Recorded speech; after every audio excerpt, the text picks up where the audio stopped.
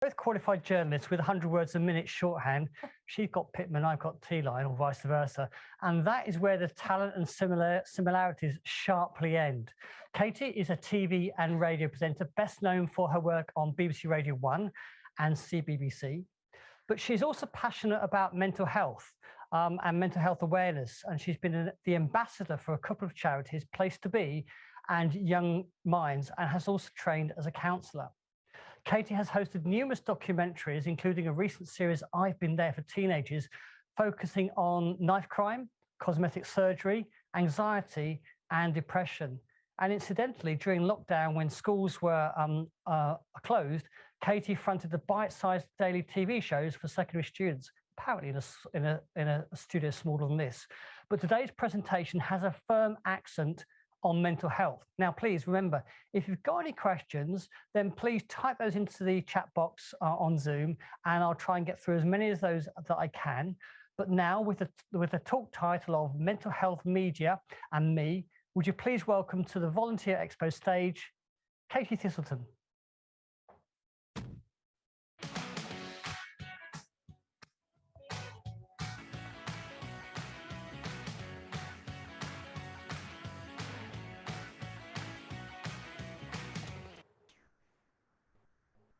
Oh, wow, I love that jazzy intro. That's brilliant. Thank you. Thanks for that. Hello, everyone. I'm Katie Thistleton, and that was a lovely introduction, so thank you very much. And I'm sure you have wonderful talents. But yeah, I did do my NCCJ, and I do have my 100-word shorthand, although I'll be honest with you, I don't think I've ever really used it. Still got it, though. It's still in there. It's like learning to ride a bike. This is really strange. I love hosting events with a proper audience where you can see their reaction. And I cannot wait until we can do these things in person again. I love an expo. I love going around different stalls, and I love watching talks and doing talks. But this is the new normal, and it's not the same, but thank you so much for joining us today. This is the best one I've done so far in terms of how high tech this is, so I'm very impressed with the Volunteer Expo guys. So a little bit about me, although you've already heard some of it. I'm a Radio 1 presenter. I host a show on Sundays called Life Hacks, and that is a show all about young people's lives and worlds. And I used to host a show on Radio 1 called The Surgery, which lots of people are aware of because it's a long-running show on Radio 1, which is a phone-in show that involves a doctor, and it's all about mental health, physical health, all that sort of stuff. I also host the official chart update on a Sunday and pop up doing various other things on Radio 1 from time to time. Before that, I was a CBBC presenter, kids TV presenter for 6 years. So I did the continuity, or the broom cupboard, as lots of people know it. So I had to basically mess around on TV with a puppet dog every day. I'm an author, published a book for children about mental health called Dear Katie. I'm a journalist, and I make lots of different documentaries, audio or visual documentaries for the BBC. I've done bits for the One Show and this morning as well. Always pretty much on that topic of young people's mental health. That is my bag. That's what I'm into, and that's what I'm going to talk about today. I'm training to be a counsellor now as well because of that passion. So I want to talk to you today about how my own mental health struggles have informed my career and shaped my career, really. I'm going to keep things as cheery as possible. It's not going to be a really down chat, you'll be pleased to know, but I will touch on a couple of difficult subjects, so just to warn you. So I'll start by telling you a bit about my career journey. I never wanted to be a presenter, which people don't necessarily believe, because I think we've all got a little bit of fame hunger in us. I think we all want to feel special. But it never occurred to me that I could be on the radio or on the TV. It's not what I wanted to do ever. My dad has said before, when he sees me on stage or sees me on TV or radio, hears me on the radio, he can't believe what I'm doing. He's shocked because I was so shy in primary school, I didn't speak. My teachers would say to my parents, "Is everything okay?" Because she doesn't really talk, which is hilarious because you can't shut me up now. But that was what I was like. And I think I always sort of lacked in confidence a little bit. I felt like I wasn't the pretty kid. I wasn't good at a sport. I wasn't good at singing or dancing or anything like that. But what I could do was read and write really well. And one of my teachers said to me, "Why don't you be an author when you grow up? Why don't you be a writer or a journalist?" And I sort of went, "Yeah, all right then." I actually found a diary that is one of these things that you get when you get on an aeroplane. It was like a little kids pack from British Airways or something.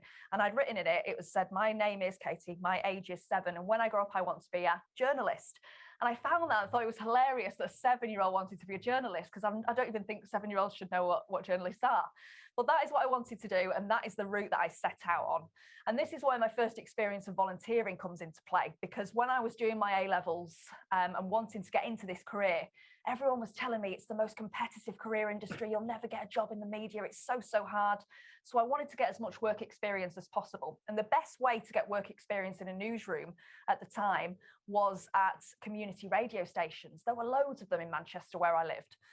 So I started doing the news at various community radio stations, and I also ended up doing some radio shows for them as well, playing the music and talking away. My confidence had obviously grown quite a lot by this point, but I still genuinely did not want to be a radio presenter. It never even came to it didn't even cross my mind, which now I think is ridiculous. I think somewhere in me, I must have thought, I didn't have the confidence for it. I must have thought people like me aren't on Radio 1. So I was doing all that work experience, all that voluntary work, so that I could work behind the scenes. I could go for job interviews at the BBC and say, look, I've done these radio shows. This is what I can do.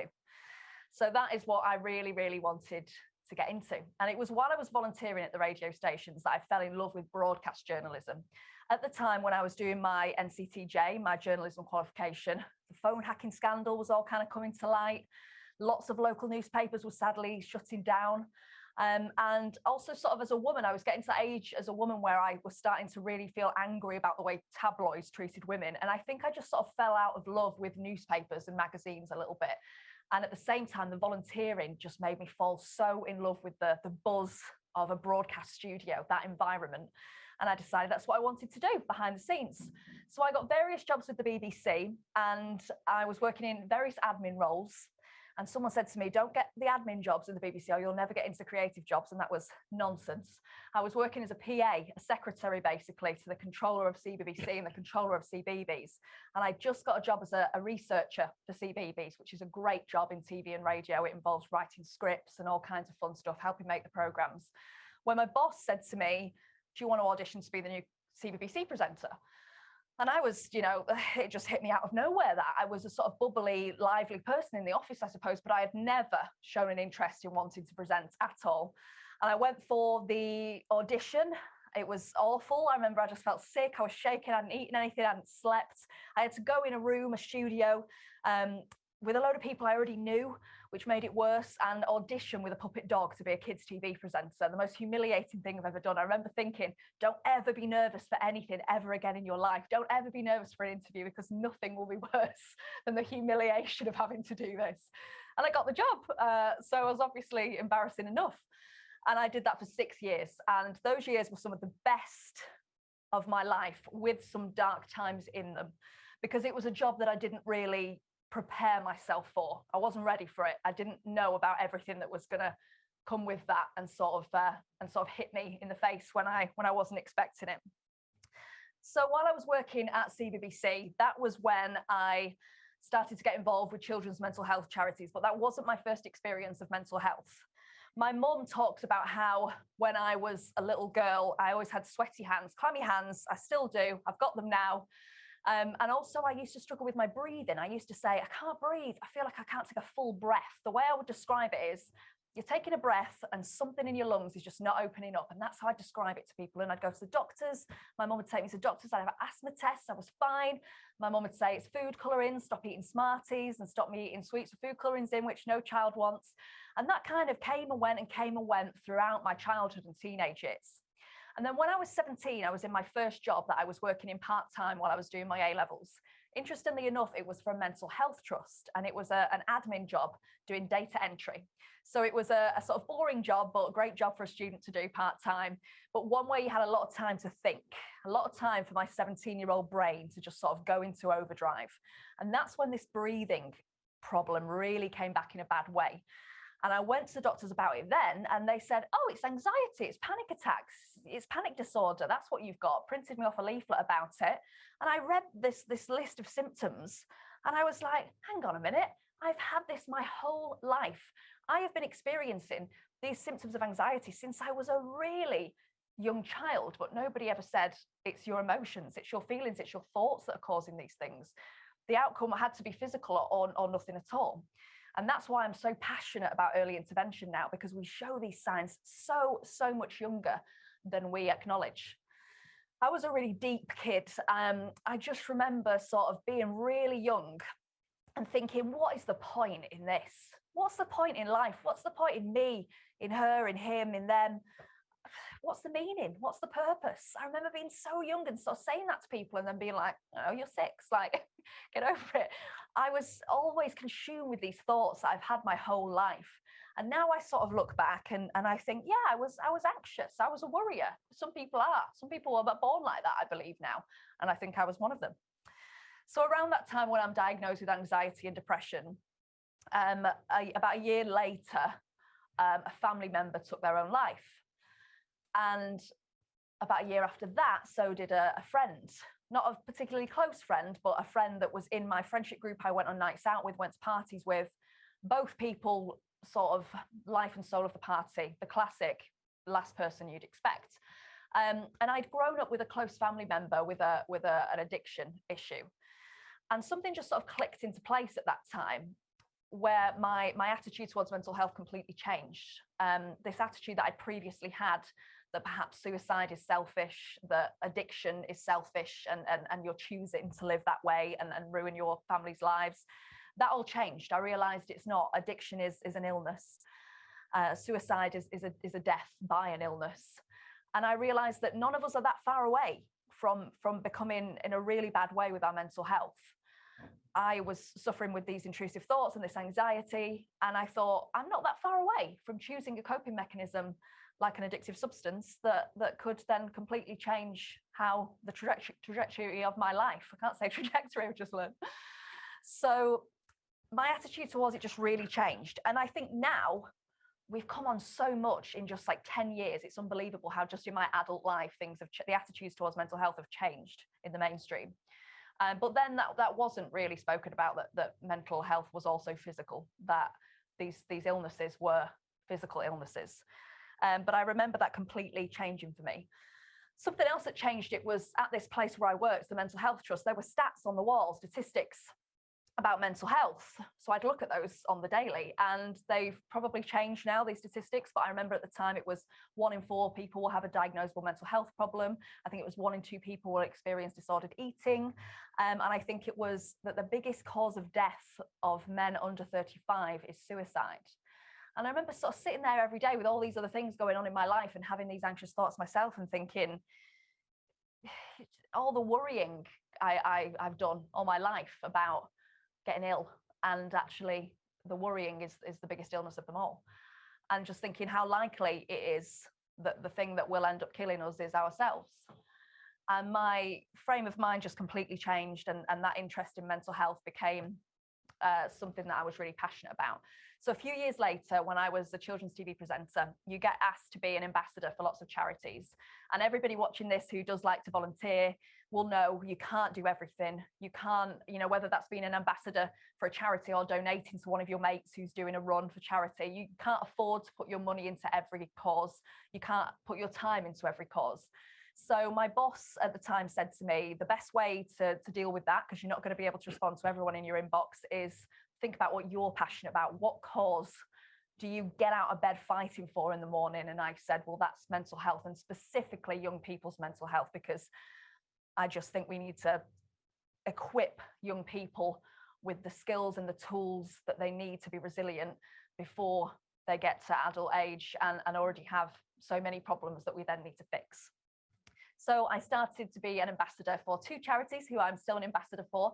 Place2be, who are a children's mental health charity who provide mental health services in schools, and YoungMinds, who work with young people to campaign for better mental health support for young people. And both of them have volunteering opportunities. I cannot praise them enough. They're amazing. So do check them out if you want to volunteer with a mental health charity. I'd also recommend volunteering for Shout, who are an emergency text service. Also a great mental health charity to volunteer for. So I've done lots of volunteering for them over the years, whether that's stuff on social media, hosting events for them, but also lots of meeting young people. I've gone into lots of schools who have Place2be in their school, and I cannot tell you how incredible it is to see the hands-on effect having a counsellor in a primary school or a secondary school has. It is incredible. It should be in every school. And I will go on about it until it is, because it's just the most important thing. So they're amazing. So at this time, I'm about 25 years old, 26 years old. I'm working for CBBC. I'm very much in this realm of mental health with the charity work that I do. And also I start doing a Radio 1 show, The Surgery. I take over as the presenter of that. And The Surgery is a show all about mental and physical health. It's a phone-in show. You call it with your problems. We have a doctor there. They answer your problems. So I'm so in this world of mental health, but classically, I'm not looking after my own. I'm working in this world that I did not prepare myself for at all. Anyone who is freelance or self-employed will know the pressures of having to prove yourself every day in order to get that next paycheck.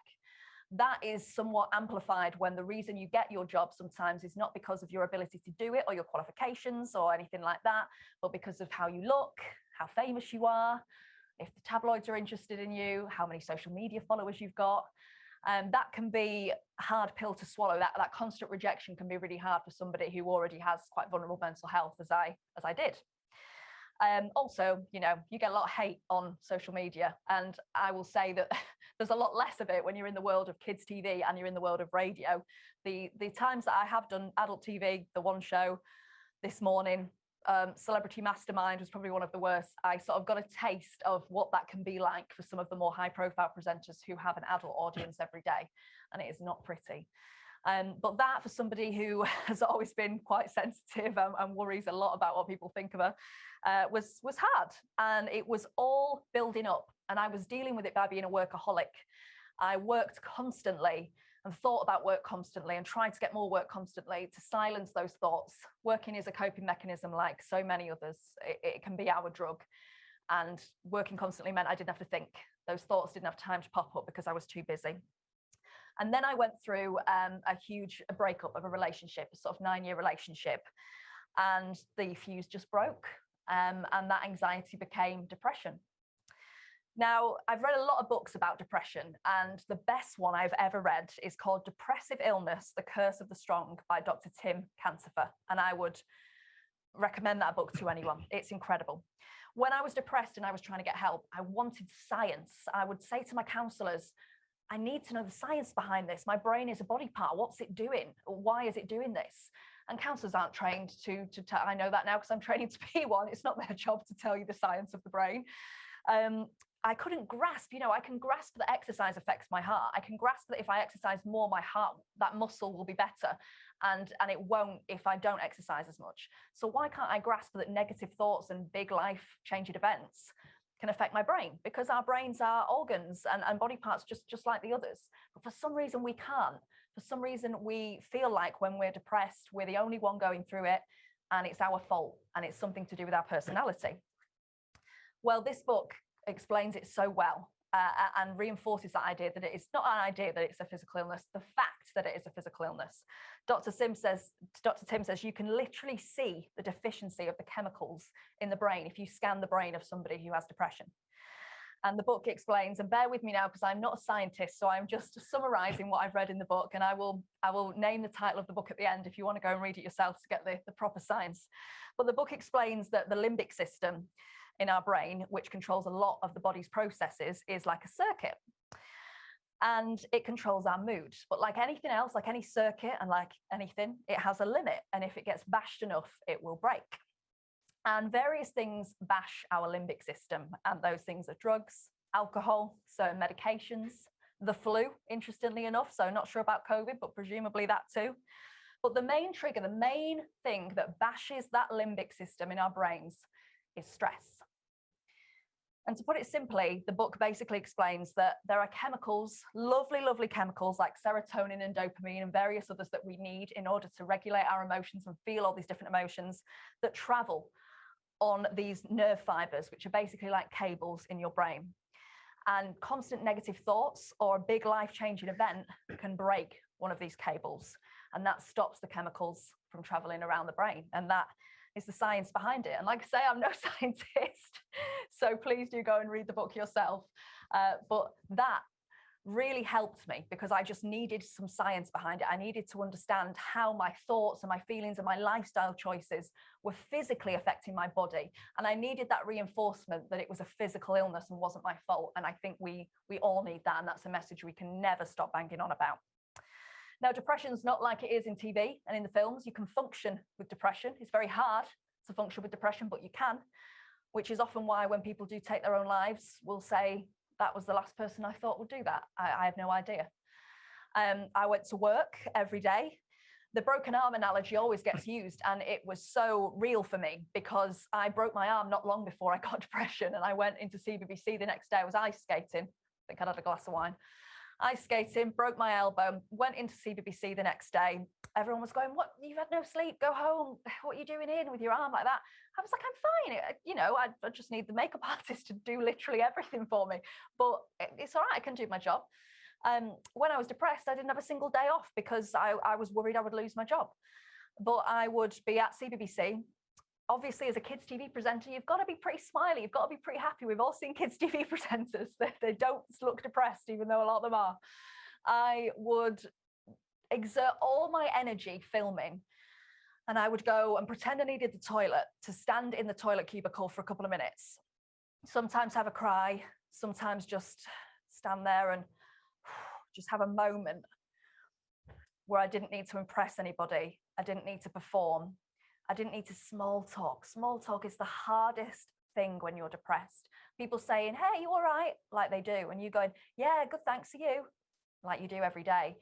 Feels so hard because you think, no, I'm not okay. And it is painful.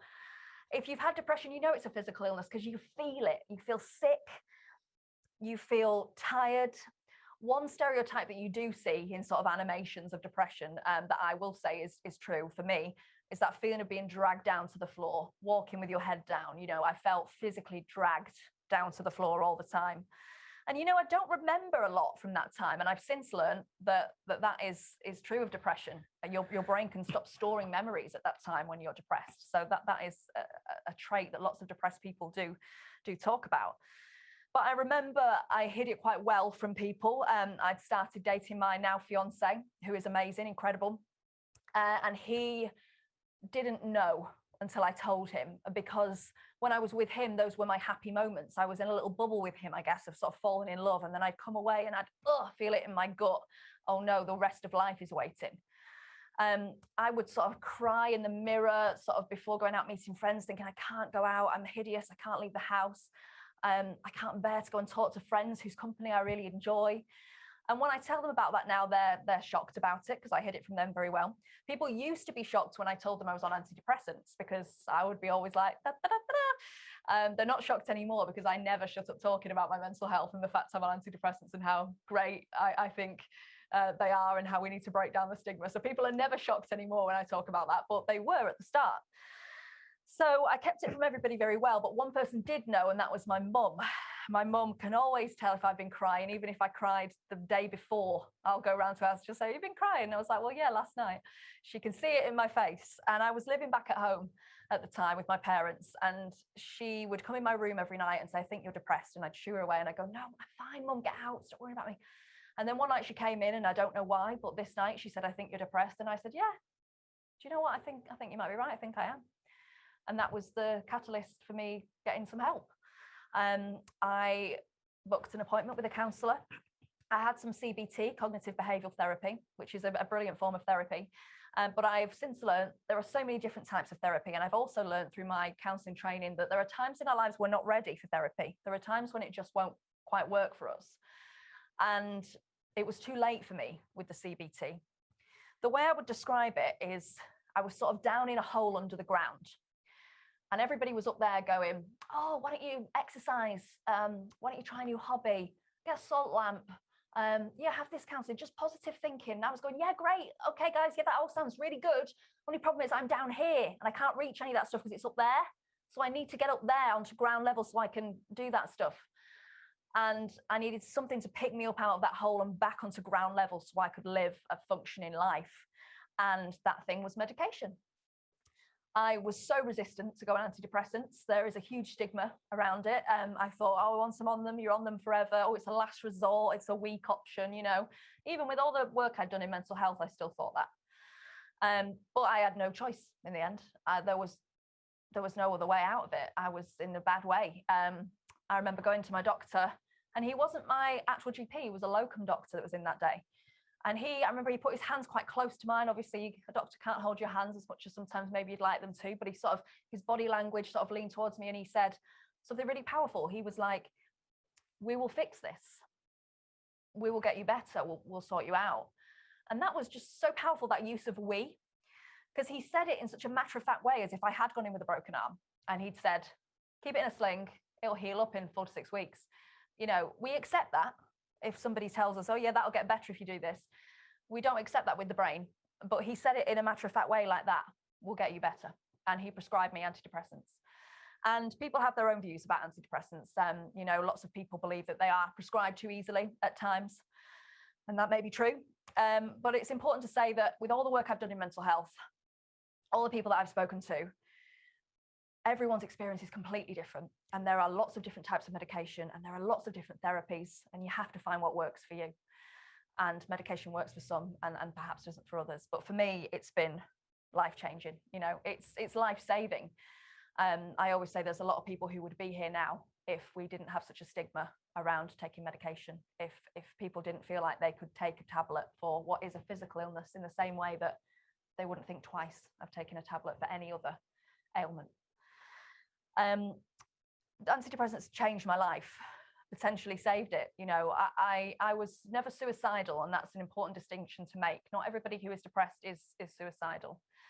But I certainly remember lying in bed at night thinking, this is awful. I'm exhausted.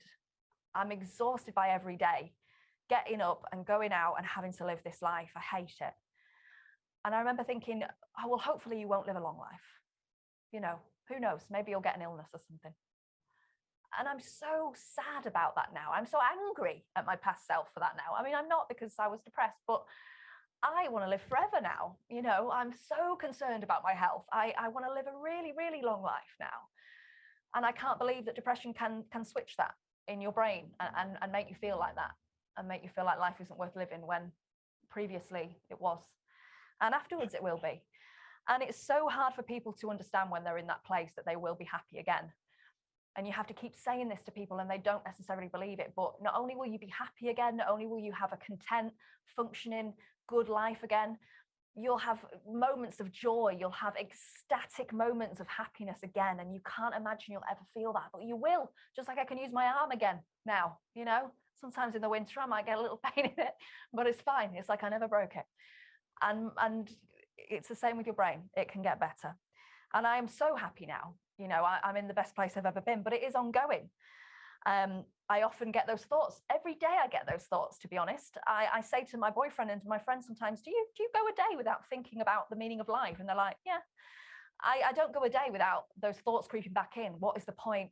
What am I doing? What's the point in him? What's the point in her? What's the point in this? And that can send me spiraling again. And I have coping mechanisms. I've had problems with binge eating, particularly when I've been away, working away with my work a lot, staying in hotels. I have had times where I've binge eaten because I've been on my own and no one's been there to see it. And then I have sometimes purged as well to get rid of that. And strangely enough, I've had therapy for that in the pandemic, which has really helped, person-centered therapy. But also the pandemic has helped with that because I've not been away from home. I've been at home. I've not been in these situations where I feel like I can do these things because nobody's there to judge or help or care. It's interesting that the pandemic has been so terrible for some people's mental health, but for others has been really helpful depending on the situation. So it's an ongoing thing. Your mental health requires maintenance every single day, like your physical health does. And we've accepted with physical health, we've accepted that we need to have 5 pieces of fruit and veg or 7 or however many it is now. We've accepted that we need to exercise, but we haven't quite got that message yet that we need to look at certain behaviors to make sure that our mental health stays good as well. I am probably in the best place I've ever been as well because of the person-centered counselling I've had and because of my counselling training that I'm doing. There's a lot of self-reflection that goes on when you're training to be a counsellor. I used to say to my counsellors, I need you to give me in 1 sentence what the answer is. I need a sentence that tells me the meaning of life, the key to being happy. Give it me in a sentence. And they would say, there isn't one. And I'd get so frustrated and they were probably sick of me. And I think there is one, to be honest. I think that we all just have to find perhaps our own one. And for me, that sentence is, be your authentic self. And that sounds like a real cliche. And I always try and pay real attention to cliches, because there are certain things that we've said so much, we've heard so much, that we've lost the meaning of them. We don't even hear them. We don't register them. We don't know what they mean anymore because they get said too much. Be yourself is one of those. But they're popular for a reason. They're overused for a reason. And person-centered theory that I'm training in is all about this, all about being that true self. And you might be watching this thinking, I am myself. I know myself. But I thought I was being myself, but I wasn't. I was being a bit of a chameleon. I was being this happy kids TV presenter, even when I wasn't happy. I was trying to mold myself to be whoever I thought each different group in my life wanted me to be. I could never be honest if I was having a bad mental health day. I didn't feel like that was something I could say at work or to friends or to family or anything. I felt like I had to pretend everything was okay. And I do believe now, through my counselling training, through doing my radio show, the documentaries, all the people I've interviewed with mental health problems, that most problems stem from people not being themselves in some way, in some area of their life, whether that's you're in a job that doesn't align with who you are and your values, whether you're in a relationship where you can't be yourself, in friendships where you can't be yourself, or just that your general lifestyle is not really who you want to be. A lot of the time, we don't know who we are. We don't know if we're being our true selves because we don't know who our true self is, because the external messages we've received our whole lives have shaped who we think we're supposed to be. And I'm still working on it. You know, I'm still not always myself. There are times when I think a lot of my job, a lot of my career doesn't align with my values. And I question if it's the right job for somebody like me, somebody with certain thoughts and feelings. There are still friendships that I'm in where if I think to myself, honestly, would I enjoy their company if I wasn't using a crutch like alcohol or food? Perhaps I wouldn't. And there's a lot of that. There's a lot of us doing that all the time. It requires daily maintenance to have good mental health. And that is something that I didn't do when I was being a workaholic and I was letting it all pile up. And that's why that fuse just went. So if I was going to give you one piece of advice, my biggest piece of advice from all my years working in mental health in the media and all of my personal experiences, I would say, ask yourself if you're being your true, authentic self. And then ask yourself that again. Thank you. A quick sachet, Katie, thank you very much. That was really just so humbling, and for you to sort of like open your heart like that. Oh, bless you. It's such a brave thing to do. In fact, I'll just take a question now from Margaret, who says, are you in a better place now? And she's also then adds, actually, answer that first and I'll follow it up with her next one. Are you in a better place now? Oh, completely. Yeah, I'm in the best place I've ever been now. And that's because of all this understanding, of mental health and working on it. And she asks, this is an interesting question. From your experience, is depression curable or just manageable with medication? What do you think? That is interesting. And we don't know enough yet about the brain, and there's still amazing scientists who are working on this. And I think this is what I found most frustrating when I said I wanted the science. It wasn't out there, you know, we don't understand the brain fully yet. And I found that so frustrating because you want to know the details. If something's wrong with you, you want to know the ins and outs of it, don't you? Because then you can manage it in your mind. I think it is curable because don't think I am depressed now.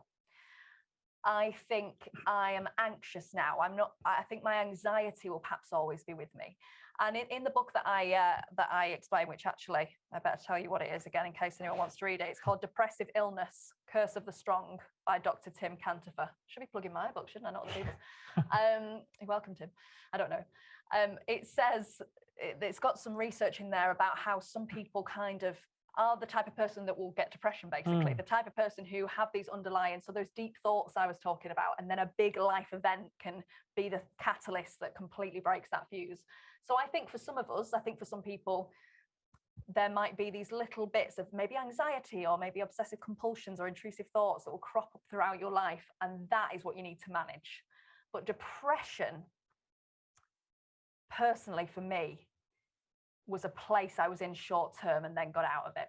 But, you know, some people do say that it's something that you have to work on forever. So I think, again, it's so unique to different people. I think the answer to that, the short answer to that is your mental health you have to always work on, whether that's depression or Of course it something is. else. Yeah. But we've had some interesting questions about mental health in other people. So Okay. Emily from Birmingham was saying, how would you say is the best offer to support, what is the best offer to support a family member who is experiencing issues? And Dave and Tina are saying similarly, when one of your family members has substance use disorder, were the family able to get support?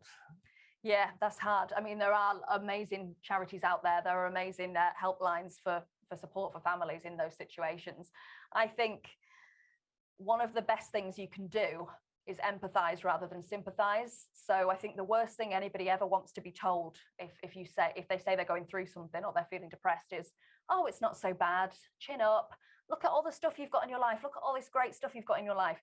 Because I think what you want to be allowed to feel that way. You want somebody to validate it and say, actually, that's okay, but I'm here for you. And that's the most important thing, because I think a lot of people get that wrong by saying, oh, it's not so bad, what have you got to be depressed about? Or try and tell them the silver lining. Try and put silver lining on things is maybe one of the worst things you can do in a way, because I think you immediately shut down from that person then. Instead, come at it as if that person had a physical illness. It is a physical illness. How would you deal with that? You'd be there to emotionally support them through it, but you wouldn't try and fix it, because you can't, and you're not a professional. So it's talking them through that and getting them that professional help. You know, I'm trained to be a counsellor. Even when I'm qualified, I would not attempt to counsel a family member, because it just doesn't work. You have to be for them, guide them, get them the help, ask them if they're okay, but ultimately they need that help elsewhere, and you just need to be empathetic. Pandemic is obviously, you made reference to the pandemic there, and there's been lots of surveys about the impact of the pandemic. Let's take it from two ways. First of all, from your generation, the younger generation, social media, you alluded to it there. That is a big pressure on the younger generation, and they're facing a different sort of pressure perhaps than my generation, who didn't grow up with social media. So what are you saying to them on the programs that you're presenting? What are your messages there for how they should be coping with, you know, this trolling and all the stuff that goes on social media? I mean, it again feels like we always blame social media, and that's a bit boring, but it's because there's good reason for that. And you know, I am at least old enough to remember a childhood without social media. And so I've got it in my teenage years. For people who are growing up being on social media from being children, they know of no other world. And for that reason, you can't not be on it, to be honest. You can make a choice to not be on social media, but it's going to come into every area of your life. It's going to come into your working life and everything. So, you know, for parents out there and for teachers, in the same way that you teach a child to cross the road safely, you've got to communicate about how to navigate social media safely. And the way to do that, to be honest, is to kind of be on it yourself, see what goes on there, because there's a lot I wouldn't know. You know, if I was on social media, it changes so fast. In a couple of years, you're the older one. Yes. You're the old one, and there's another generation below you that are doing something that you think, what are they doing that for?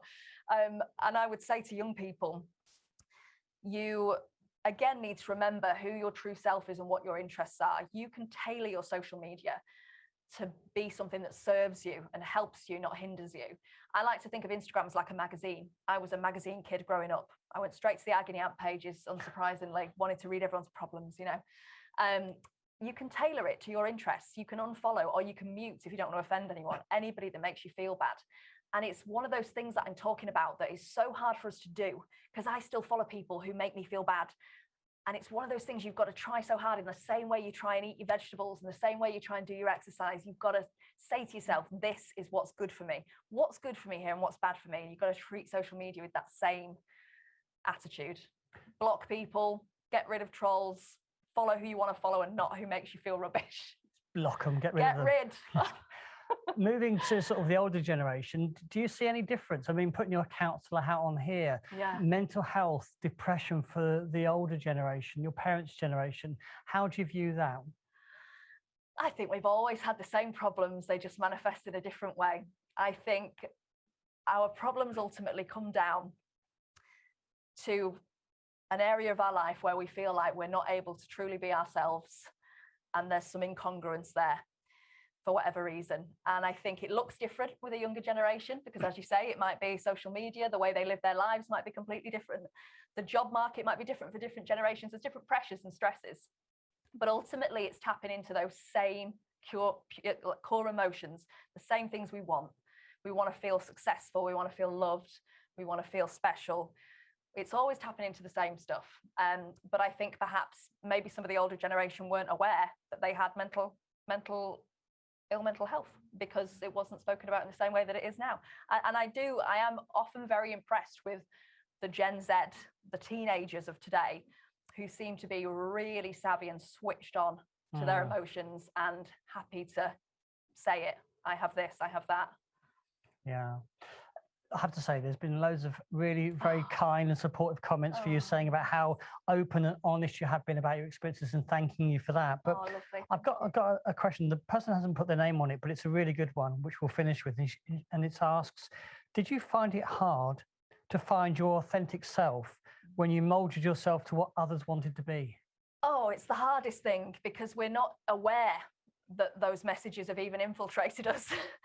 So we are such products of everything that we've ever absorbed, from family, from friends, from social media, from the media, from society.